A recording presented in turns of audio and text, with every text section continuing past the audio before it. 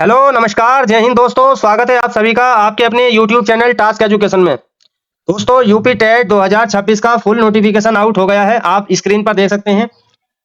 इस वीडियो में कंप्लीट जानकारी मिलने वाली है। देखिए दोस्तों, मैं ऑलरेडी सी टेट 2 बार क्वालिफाई हूँ। रीट जो राजस्थान का टेट परीक्षा होती है वो भी मैं क्वालिफाई हूँ, और केवीएस एनवीएस का जो एग्जाम होता है पेपर फर्स्ट जो प्री होता है वो भी मैं क्वालिफाई हूँ, जिसका मेंस मेरा 29 तारीख में लगा हुआ है। तो मैं इस वीडियो में आपको कंप्लीट जानकारी यूपी टेट के बारे में देने वाला हूँ। क्या आपकी बेस्ट बुक्स कौन सी हैं, क्या आपकी स्ट्रेटेजी होने वाली है, क्या आपकी स्ट्रेटेजी होनी चाहिए, कैसे आप ये परीक्षा बहुत आसानी से पास कर सकते हैं। तो चलिए शुरू करते हैं। देखिए सबसे पहले ये चार्ट आ जाता है, इसमें जो है विवरण दे रखा है, मतलब कौन से पेज नंबर पे कौन सी चीज है, महत्वपूर्ण तिथियां हैं, सब कुछ जो है दे रखा है। ठीक है, अब बात करते हैं, नीचे आते हैं हम महत्वपूर्ण तिथियों से, जो इंपोर्टेंट डेट्स हैं उससे बात करते हैं। आपका जो जो प्रकाशन की तिथि, जो आपका जो नोटिफिकेशन आया है वो 20 मार्च को आया है, यानी कल ही आया है ये। और शुल्क जमा करने की प्रारंभिक तिथि, जो आपका जो आपकी जो पंजीकरण, मतलब आपका जो फॉर्म भरना स्टार्ट हो जाएंगे 27 मार्च से आपके फॉर्म भरना स्टार्ट हो जाएंगे, और 26 जो अप्रैल है इसकी लास्ट डेट है। जो अगर आप फॉर्म भरते टाइम कुछ गलती कर देते हैं तो संशोधन की लास्ट डेट है वो 1/5/2026 है। अभ्यर्थियों को जनपद की सूचना। देखिए दोस्तों, इसका जो एग्जाम डेट्स है वो बहुत पहले आउट हो गई है, वही एग्जाम डेट्स हैं जो पहले आउट हुई थी। 2, 3, 4 जुलाई 2026 को आपके एग्जाम होने वाले हैं। और जो आपकी जनपद की सूचना, मतलब एग्जाम सिटी जो आपकी आउट होंगी वो 22 जून 2026 को एग्जाम सिटी आप देख पाएंगे। और जो एडमिट कार्ड है वो 30 जून 2026 से आप एडमिट कार्ड इसका डाउनलोड कर सकते हैं। तो ये सब कुछ जानकारी इसके इंपोर्टेंट डेट्स के बारे में है। अब आते हैं नेक्स्ट। देखिए इसमें कौन कौन इसमें फॉर्म भर सकते हैं, इसकी देखते हैं एलिजिबिलिटी। सबसे पहले जानते हैं, देखिए आवेदन जो आपको कैसे करना है। इसमें आवेदन होगा, पहले होगा इसमें ओटीआर। ओटीआर क्या होता है? वन टाइम रजिस्ट्रेशन, मतलब आपकी बेसिक डिटेल, नाम, पिता का नाम, एड्रेस, और आपका जो है आधार कार्ड से मतलब वेरिफिकेशन, मतलब सब कुछ जो है वन टाइम रजिस्ट्रेशन से होगा। जो आपकी हाई स्कूल की मार्कशीट है उसके हिसाब से आप जानकारी देंगे। तो ये आप जो है इसकी ऑफिशियल वेबसाइट ये है। तो यहाँ सर आप जो है यूपी शिक्षा सेवा चयन आयोग की ऑफिशियल वेबसाइट है, यहाँ पर जाकर के आप पहले वन टाइम रजिस्ट्रेशन ओटीआर आज से ही कर सकते हैं। ओटीआर जब आपके फॉर्म भरने स्टार्ट हो जाएंगे तो आप डायरेक्ट फिर फॉर्म भर देंगे। तो ओटीआर आप पहले भी कर सकते हैं या उसी दिन भी कर सकते हैं जिस दिन आप फॉर्म भरेंगे। तो ये हो गई ओटीआर के बारे में जानकारी। इसके बाद आते हैं आवेदन शुल्क। देखिए आवेदन शुल्क जो आपकी फीस रहने वाली है, फॉर्म की फीस, वो भारी भरकम फीस ले रहे हैं ये। आवेदन शुल्क पेपर फर्स्ट की जो है आपकी ईडब्ल्यूएस या सामान्य जाति या अदर राज्य के हैं अगर आप, तो या आप अन्य पिछड़ा वर्ग यानी ओबीसी से आते हैं तो आपको 1000 रुपये पे करने होंगे। और यही चीज जो है क्या है, आवेदन शुल्क मतलब पेपर सेकंड के लिए भी आप जो है 1000 रुपये देंगे। मतलब अगर आप दोनों पेपर देंगे तो आपको 2000 रुपये ये फीस है इसकी। ठीक है, अनुसूचित जाति एससी एसटी से हैं आप तो आपको 500 रुपये देने हैं, और पेपर सेकंड के भी 500 रुपये देने हैं। मतलब दोनों देंगे तो आप जो है 1000 रुपये आपके भी खर्च होंगे। दिव्यांग श्रेणी 300 रुपये, और पेपर सेकंड के लिए ये भी 300 रुपये, ये दोनों के लिए तो 600 रुपये दिव्यांग श्रेणी से भी लिए जा रहे हैं। तो आप पात्रता देखते हैं दोस्तों, पात्रता क्या है, मतलब कौन इसमें फॉर्म भर सकता है। देखिए यूपी टेट 2026 से शामिल होने के लिए अभ्यर्थी पात्र होंगे कौन कौन से? 1 से 5। अगर आप 1 से 5 जो प्राइमरी है 1 से 5 तक का फॉर्म भरेंगे तो आपके पास क्या आपकी एलिजिबिलिटी होनी चाहिए। सबसे पहले देखिए क्या दिया है, 2 वर्षीय डीएलएड बीटीसी, मतलब आपने एनसीटी से मान्यता प्राप्त किसी जो है विश्वविद्यालय से अगर आपने 2 वर्षीय डीएलएड या जिसको बीटीसी बोलते हैं, इसके अगर आप अंतिम यानी लास्ट वर्ष में हैं तो आप जो है ये परीक्षा दे पाएंगे। देखिए एनसीटी जो गाइडलाइन है उसके अनुसार क्या है कि अगर आपने जो है बीएड बीटीसी क्या अगर पहले दिन ही आपने जो है एडमिशन ले लिया है, एक ही दिन हुआ है आपका, तो आपको जो है इसमें फॉर्म भरने का मौका मिल जाता है। सी टेट में जो होता है, सी टेट में ये होता है कि आप फॉर्म भर सकते हैं यदि आपने एडमिशन ले लिया है, लेकिन इसमें अंतिम वर्ष मांगा गया। तो इस नोटिफिकेशन के अनुसार चलेंगे तो सिर्फ अंतिम वर्ष वाले ही इसमें फॉर्म भर पाएंगे। इसका जो यूपी टेट का एग्जाम होगा, अब क्या है, सारी की सारी ये जो है डिटेल दे रखी है। मतलब अगर आप शिक्षा मित्र हैं, स्नातक हैं, द्विवर्षीय बीटीसी के हैं, तो सबकी जो है इसमें भी क्या है अंतिम वर्ष में ही आप होने चाहिए। तो अंतिम वर्ष इसमें भी दिया हुआ है। इसी तरीके से ये है डी एड जिन्होंने स्पेशल कुछ विशेष शिक्षा कर रखा है अंतिम वर्ष में है, तो उसको वो भी ये फॉर्म भर पाएंगे। यूजीसी से मान्यता प्राप्त विश्वविद्यालय महाविद्यालय से स्नातक, उत्तर प्रदेश में संचालित राष्ट्रीय अध्यापक शिक्षा परिषद द्वारा मान्यता विशिष्ट, मतलब स्पेशल बीटीसी अगर आपने कर रहा है, प्रशिक्षण कर रहा है और अंतिम वर्ष में है तो और तथा उत्तीर्ण कर रखा है, तो आपको जो है ये इसमें फॉर्म भरने का मौका मिल जाएगा। मतलब सारी की सारी जो क्राइटेरिया है, बस कहने का मतलब यही है, यदि आप लास्ट सेमेस्टर में है, लास्ट ईयर में है, तो आपको जो है ये फॉर्म भरने का, इसमें यूपी टेट का फॉर्म भरने का मौका मिलेगा। इसी तरीके से आप देखिए 6 से लेकर 8 जो जूनियर का एग्जाम देंगे, जो जूनियर लेवल है, जैसे कि बीएड है, बीएड जो है 1 से 5 तक जो प्राइमरी से लेकर के वो हट गया है, जो कि सुप्रीम कोर्ट की जो है सुप्रीम कोर्ट के जजमेंट के अनुसार 2023 में ये हट गया था। तो 1 से लेकर 5 तक जो है बीएड वाले शामिल नहीं होते हैं। तो 6 से 8 तक के लिए अगर आप बीएड कर रखा है तो 6 से 8 के लिए आप फॉर्म भरेंगे। तो इसमें क्या है देखिए, एनसीटी से मान्यता प्राप्त, देखिए इसमें क्या, इसमें भी वही है कि आप लास्ट ईयर में होने चाहिए, ठीक है, अंतिम वर्ष में शामिल होने वाले, मतलब डीएलएड अगर आपने कर रखा है, बीटीसी कर रखा है 2 वर्षीय, मतलब कहने का यह है बीटीसी वाले जो है दोनों में फॉर्म भर सकते हैं, 1 से लेकर 5 तक भी, 6 से लेकर 8 तक भी, बीटीसी वाले तो दोनों में, जो डीएलएड जिन्होंने कर रखा है वो दोनों में फॉर्म भर सकते हैं, ठीक है। और इसमें क्या है, अंतिम वर्ष में शामिल होने वाले, ठीक है, वही है लास्ट ईयर में शामिल होने वाले। इसी तरीके से ये है सब कुछ, जो भी अगर आपने ये कोर्स कर रखे हैं तो आप जो है लास्ट ईयर में आपके जो है होने चाहिए, तब जो है ये आप फॉर्म भरेंगे। इसी तरीके से है ये, अगर आपने ये कोर्स कर रखे हैं, ये स्पेशल कोर्स होते हैं, ठीक है, ये देख रखें। इसी तरीके से ये है, न्यूनतम 50% अंकों के साथ इंटरमीडिएट और समकक्ष, यदि सबसे पहले यदि आपने ये कर रखा है, सबसे पहले जो होता था कि अगर आपने इंटर कर रखा है, इंटर में आपने जो 50% अंक पाए हैं और आपने बीए बीएड कर रखा है, इसके लास्ट ईयर में है, या 4 वर्षीय बीएड होता है, एक 4 वर्षीय बीएड होता है, अगर वो कर रखा है तो भी जो है आप जो है इसमें अंतिम वर्ष में होने चाहिए, अंतिम वर्ष में शामिल वाले या उत्तीर्ण, या अगर आप पास हैं तो भी, ठीक है।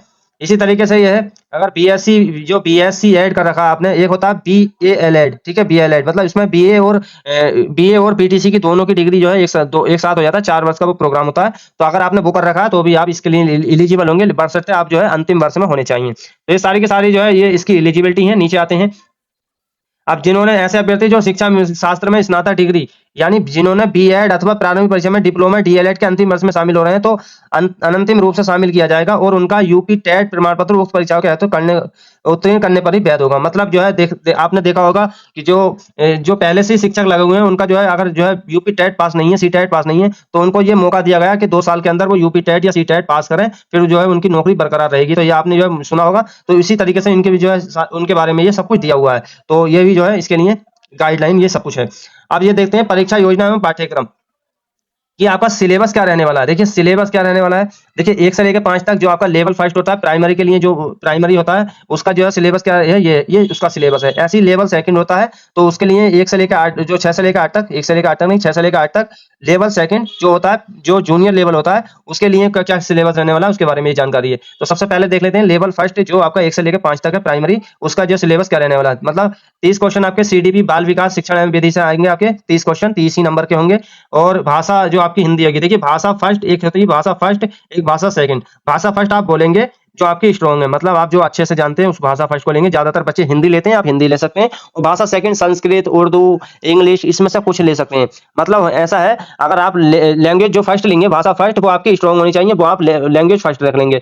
और लैंग्वेज सेकंड आप वो रख लेंगे जो आपसे थोड़ा कम आती है, जैसे कि संस्कृत, उर्दू, इंग्लिश, इसमें से आप कुछ ले सकते हैं। अलग अलग होनी चाहिए, अगर ऐसा नहीं है आप भाषा फर्स्ट भी हिंदी ले रहे हैं, भाषा सेकंड भी हिंदी ले रहे हैं, अलग अलग होनी चाहिए, ठीक है। तो अब नेक्स्ट क्या है, देखिए भाषा फर्स्ट हो गई, भाषा फर्स्ट लेंगे 30 क्वेश्चन 30 नंबर के, भाषा सेकंड 30 क्वेश्चन 30 नंबर के आएंगे।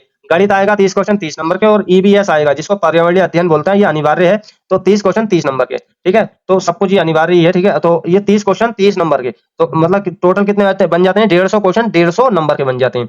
तो इस तरीके से आपका ये सिलेबस रहने वाला। अब इस सिलेबस के अनुसार, जैसे जो आपका सब्जेक्ट है उसके अनुसार ही सिलेबस में टॉपिक्स डिफाइन है, मतलब किस टॉपिक से क्वेश्चन पूछे जाएंगे, तो वो टॉपिक भी नीचे है, मैं अभी आपको दिखाऊंगा। इसी तरीके से 6 से लेकर 8 तक है, जो आपका जूनियर लेवल है, लेवल सेकंड जूनियर वाले जो होंगे, तो उसमें जो है क्या सिलेबस रहने वाला है उसमें देखते हैं। इसी तरीके से ये है, इसमें क्या होता है, इसमें भी यही है। सीडीपी जो बाल विकास और शिक्षण विधि है, 30 क्वेश्चन 30 नंबर के। हिंदी भाषा फर्स्ट लेंगे आप, 30 क्वेश्चन 30 नंबर के, और भाषा सेकंड 30 क्वेश्चन 30 नंबर के। इसी तरह इसमें क्या हो जाता है, इसमें 60 क्वेश्चन का जो है आपका 60 ही नंबर का एक सब्जेक्ट आ जाता है। अगर आपने बीए कर रखा है तो आप एसएसटी सब्जेक्ट लेंगे, एसएसटी सब्जेक्ट के जो है 60 क्वेश्चन आएंगे, 60 ही नंबर के होंगे। और गणित और विज्ञान जिसने आप जैसे बीएससी वगैरह कर रखा है जिसने, तो वो गणित एवं विज्ञान से जो है करेगा, ठीक है। गणित और विज्ञान के क्वेश्चन आएंगे 60 क्वेश्चन 60 ही नंबर के। इसी तरीके इसमें भी 150 क्वेश्चन बन जाते हैं, 150 ही नंबर बन जाते हैं। इसी तरीके से आप देखिए नीचे, इसमें क्या होता है, दोनों ही में 150 क्वेश्चन होंगे, 150 ही नंबर होंगे। मतलब आप प्राइमरी का दे रहे हैं या जूनियर का दे रहे हैं, दोनों में ही क्या होगा, 150 क्वेश्चन होंगे, 150 ही नंबर के होंगे। निगेटिव मार्किंग होती नहीं है। 4 बहुविकल्पीय वाले प्रश्न होंगे, ठीक है। नकारात्मक मूल्यांकन नहीं होगा। 150 क्वेश्चन और प्रत्येक प्रश्न 1 नंबर का होगा, ठीक है। और हिंदी और इंग्लिश दोनों भाषाओं में होगा पेपर, आप किसी में भी दे सकते हैं। तो ये हो गया आपका जो है सिलेबस के बारे में। अब बात करते हैं, आगे आते हैं। देखिए अहर्ता अंक, मतलब आपके जो है पेपर जो आप दोगे, इसमें आपको कितने नंबर लाने जरूरी हैं। देखिए यदि आप जनरल से यदि आप देखिए यूपी टेट मतलब 150 में से आपको जो है 90 अंक अर्थात 60% तो लाने होंगे। यदि आप जनरल से हैं, या अदर राज्य से हैं, मतलब कोई जो अदर राज्य वाले कैंडिडेट हैं, अगर वो हैं, तो आपको 90 नंबर लाने होंगे। 150 में से 90 नंबर मतलब 60% आपको लाने होंगे। 150 में से 90 अंक जरूरी है। इसी तरीके से यदि आपने जो है SC ST OBC कैटेगरी के हैं और यूपी से हैं आप, यूपी वाले ही एलिजिबल होंगे इसके लिए, ठीक है। अनुसूचित जाति SC ST मतलब जिसको बोलते हैं, EWS से हैं अगर आप और OBC से हैं, तो आपको क्या होने चाहिए, 55% अंक होने चाहिए। मतलब 150 में से 82 नंबर आपको लाने होंगे, तब आप इसके लिए एलिजिबल होंगे। मतलब जो आपकी मेन एग्जाम होगा, सुपर टेट आएगा, जैसे TGT PGT जो भी यूपी में वैकेंसी आएंगी, उसके लिए एलिजिबल हो जाएंगे, ठीक है। यूपी टेट है, तब देखिए ये क्या होता है, यूपी टेट एक टीचर एलिजिबिलिटी टेस्ट होता है। ये नहीं है कि इससे नौकरी मिलेगी, ये जो है पास करना जरूरी होता है। इसी के थ्रू ही आप फिर बाद में जो मेन एग्जाम होगा उसमें बैठेंगे। तो ये पास करना इसलिए जरूरी हो जाता है, क्योंकि इसके बाद जो मेन एग्जाम होगा, जो मेन भर्ती होंगी, शिक्षक भर्ती, तो उसमें फॉर्म भर पाएंगे आप, वरना फॉर्म नहीं भर पाएंगे अगर ये पास नहीं होगा तो। फिर क्या है, OMR पर आधारित आपकी जो है परीक्षा होती है, ठीक है। ये सब कुछ दिया हुआ है। इसके बाद आते हैं नीचे, अभ्यर्थी OMR पुस्तक कॉलम काले और गोले आधार पर, मतलब काले और नीले बॉल पेन से ही आप ये भरेंगे, सब कुछ जो है उसका परीक्षा का ये विवरण दिया हुआ है।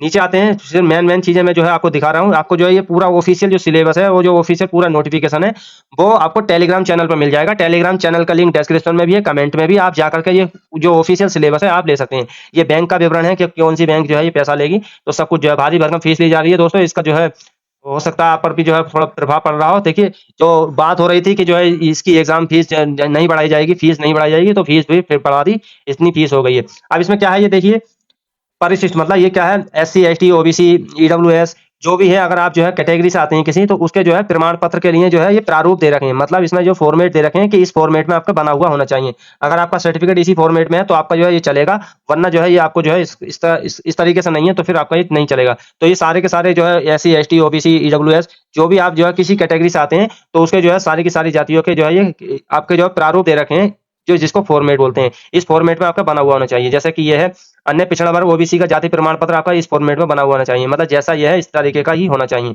उत्तर प्रदेश सरकार जो आपका EWS सर्टिफिकेट है, इस तरीके से बना हुआ होना चाहिए। आर्थिक रूप से कमजोर वर्ग के लिए जो EWS सर्टिफिकेट है, वो इस तरीके से प्रारूप में बना हुआ चाहिए। तो ये सारी की सारी जो है इसमें जो है प्रारूप फॉर्मेट दिए हुए हैं। तो स्वतंत्रता संग्राम सेनानी से हैं तो आप तो ये इस तरीके से फॉर्मेट में होना चाहिए। अब आते हैं इसका जो ऑफिशियल सिलेबस है, उसका जो सिलेबस जो टॉपिक डिफाइन है वो क्या है। देखिए, ये मैंने पहले ही बता दिया, 1 से लेकर 5 तक 30 क्वेश्चन 30 नंबर। अब देखिए, जैसे कि 1 से लेकर 5 तक अगर आप प्राइमरी देंगे, तो बाल विकास जो शिक्षण विधि है उसमें क्या क्या पूछा जाएगा, तो सब कुछ जो है देखिए, बाल विकास का अर्थ, आवश्यकता, मतलब सारा का सारा जो है ये खोल कर दे दिया है, एक एक टॉपिक। तो इस टॉपिक से ही आपके जो है प्रश्न पूछने वाले हैं। तो सबसे पहले आपको क्या करना है, ये जो सिलेबस है इसका प्रिंट आउट निकलवा लेना, या आप जो है अपनी कॉपी में लिख सकते हैं। इसके सिलेबस के अकॉर्डिंग ही पढ़ना है, बिना सिलेबस के आप जो है नहीं तैयारी करेंगे। तो इसलिए तैयारी जो आपको करनी है, सबसे पहले सिलेबस निकलवा लेना है, सिलेबस के अकॉर्डिंग ही आपको पढ़ना है। और यूट्यूब से पढ़ सकते हैं, या यूट्यूब पर सर्च कर कर पढ़ सकते हैं, या आप जो है इसके लिए कोई किताब ले सकते हैं, जैसे कि प्रीवियस ईयर क्वेश्चन की किताब ले सकते हैं, जैसे घटना चक्र होता है, या यूथ हो गया, किसी भी कंपटीशन की जो है आप जो है यूथ कंपटीशन टाइम हो गया, या कोई भी जो है आपको अच्छी लगती है किताब, उस किताब को प्रीवियस ईयर क्वेश्चन को आपको जो है जरूर लेना है, जो प्रीवियस ईयर क्वेश्चन है उसको जरूर लगाना है। देखिए, इस तरीके से ही भाषा फर्स्ट सेकंड हो गया। भाषा फर्स्ट में जो है कौन कौन से टॉपिक पूछे जाएंगे, अगर भाषा फर्स्ट आप जो है हिंदी लेंगे, भाषा सेकंड अगर आप इंग्लिश लेंगे, तो कौन कौन से टॉपिक पूछे जाएंगे। क्या हो गया भैया, भाषा सेकंड, ठीक है। नेक्स्ट है, इसी तरीके से भाषा सेकंड अगर आप उर्दू लेंगे, तो उर्दू में ये टॉपिक पूछे जाएंगे। तो सब कुछ आपको जो है ये सिलेबस जो है एक चीज खोलकर आपको जो है दे दी गई है। अगर आप EBS, फिर आपका जो है ये लेवल फर्स्ट में जो है आपका जो प्राइमरी में ये EBS भी आता है। EBS में विज्ञान, इतिहास, भूगोल, नागरिक शास्त्र, पर्यावरण 30 क्वेश्चन आएंगे, ठीक है। तो 30 ही नंबर के होंगे, ये सारे के सारे दे रखे हैं। इसी तरीके से 6 से लेकर 8 तक जो जूनियर लेवल है, इसमें जो है इसमें क्या क्या क्या टॉपिक है, इसमें भी है आपका। इसमें क्या हो जाता है, बस सब्जेक्ट जुड़ जाता है, बाकी जब सब कुछ सेम रहता है लेवल फर्स्ट की तरह ही। इसमें बस 60 क्वेश्चन का क्या हो जाता है, 60 नंबर का ही आपका सब्जेक्ट हो जाता है। अगर आपने BA कर रखा है तो आपका SST सब्जेक्ट से क्वेश्चन आएंगे, और आपने BSc कर रखी है तो आपको साइंस और मैथ्स से क्वेश्चन आएंगे। देखा दिया हुआ है ना, ठीक है। ये इस तरीके से। तो सामाजिक अध्ययन, इनमें से का मतलब इन दोनों में से कोई एक, ठीक है। तो 150 क्वेश्चन रहते हैं, 150 ही नंबर रहते हैं। इसमें ये क्या है, देखिए विषय वस्तु क्या है, आपका जो है सारे के सारे सिलेबस वही है। जो CDP का जो बाल विकास का सिलेबस है वो यही है, जो जूनियर, वो जो 1 से लेकर 5 तक प्राइमरी में है, ठीक है। इसी तरीके से जूनियर का है, हिंदी में भी वही टॉपिक है, बस आपके सब्जेक्ट के टॉपिक अलग हो जाते हैं। जैसे सब्जेक्ट जो भी लेंगे आप, जैसे कि ये देखिए सिलेबस, ये विज्ञान सिलेबस है, जैसे विज्ञान है तो इसका जो है विज्ञान से क्या क्या क्वेश्चन पूछे जाएंगे, और गणित से क्या क्या क्वेश्चन पूछे जाएंगे, सब कुछ है। जैसे सामाजिक अध्ययन है, जो सामाजिक लेंगे तो उसके SST से क्या क्या क्वेश्चन आएंगे, किस किस टॉपिक से आएंगे, सारे के सारे टॉपिक्स ये दे रखे हैं। पर्यावरणीय अध्ययन हो गया, गृह शिल्प हो गया, तो सारे के सारे ये क्वेश्चन जो है, ये सारा का सारा ये सिलेबस है। अब इसकी तैयारी कैसे करनी है? देखिए दोस्तों, सबसे पहले तो आपको मैंने पहले ही बता दिया कि आपको ऑफिशियल सिलेबस ले लेना है, सिलेबस जो है आपको निकलवा लेना है। सिलेबस जो है आपको ऑफिशियल जो सिलेबस है, ओनली सिलेबस, वो आपको टेलीग्राम चैनल पर मिल जाएगा। टेलीग्राम चैनल का लिंक डिस्क्रिप्शन में भी, कमेंट में भी, टास्क एजुकेशन आप सर्च करेंगे टेलीग्राम पर, तो आपको जो है टेलीग्राम जो है मिल जाएगा। ठीक है, तो टेलीग्राम पर जो है आप जो डाउनलोड कर सकते हैं, मैंने अपलोड कर दिया है। और इसको जो है उसके बाद क्या करना है, देखिए सबसे पहले ऑफिशियल सिलेबस हो गया, उसके बाद प्रीवियस ईयर क्वेश्चन मैं पहला बता रहा हूँ। प्रीवियस ईयर क्वेश्चन के लिए आप यूथ कंपटीशन टाइम या घटना चक्र या किसी भी प्रकाशन की ले सकते हैं। मैं इसका कुछ ये नहीं है कि प्रीवियस ईयर तो क्वेश्चन जो होते हैं, बस ध्यान रखना कि उसकी जो एक्सप्लेनेशन हो वो बहुत बढ़िया हो तरीके से, जिसमें जो है एक्सप्लेनेशन हो और चारों के ऑप्शन के जो है पूरा जो है व्याख्या हो, तो उसको उसको ले लेना आपको। और उसके बाद क्या करना है, आपको जो है वीकली मॉक टेस्ट भी लगाना है। वीकली मॉक टेस्ट आप किसी भी प्लेटफॉर्म से लगा सकते हैं, टेक्स्ट बुक का पास प्रो ले सकते हैं आप। ये मेरा कूपन कोड यूज कर लेना, तो आपको 20% डिस्काउंट भी मिल जाएगा, और आप इसका पास प्रो ले लेंगे तो इसमें जो पास प्रो होता है, इसमें प्रीवियस ईयर क्वेश्चन, जो सिलेबस, जो सेक्शनल मॉक टेस्ट हो गए, सारे के सारे सब्जेक्ट के मिल जाते हैं। इसकी ऐसा नहीं है कि आपके यूपी टेट के ही मिलेंगे, सुपर टेट के और जो भी अन्य शिक्षक भर्ती हैं, या आप किसी और की भी तैयारी कर रहे हैं, तो सारे के सारे प्रीवियस ईयर क्वेश्चन मिल जाते हैं, और सेक्शनल मॉक टेस्ट मिल जाते हैं, मॉक टेस्ट मिल जाते हैं। तो आप ये कूपन कोड यूज करके आप जो है टेक्स्ट बुक का पास प्रो भी ले सकते हैं। अब ये बात करते हैं बुक्स, मैंने बता दी आपको, घटना चक्र, यूथ या अरिहंत पब्लिकेशन या किसी भी पब्लिकेशन की आप बुक्स ले सकते हैं, और उनसे जो है अपनी जो है तैयारी कर सकते हैं। ठीक है, तो और भी कोई भी जानकारी लेनी है, इसके अलावा आपको जो है कुछ भी जानकारी लेनी है, तो कमेंट करिए बेझिझक, मैं नेक्स्ट वीडियो में आपको जो है उसको बता दूंगा। तो थैंक यू सो मच, फिर मिलेंगे नेक्स्ट वीडियो में। और आप चाहते हैं इसके लिए स्ट्रेटेजी वीडियो आनी चाहिए, तो कंप्लीट स्ट्रेटेजी सेपरेट वीडियो में बना दूंगा, इसलिए आप जितना ज़्यादा से ज़्यादा कमेंट करेंगे, मैं नेक्स्ट वीडियो इसके लिए बना दूंगा। तो थैंक यू सो मच।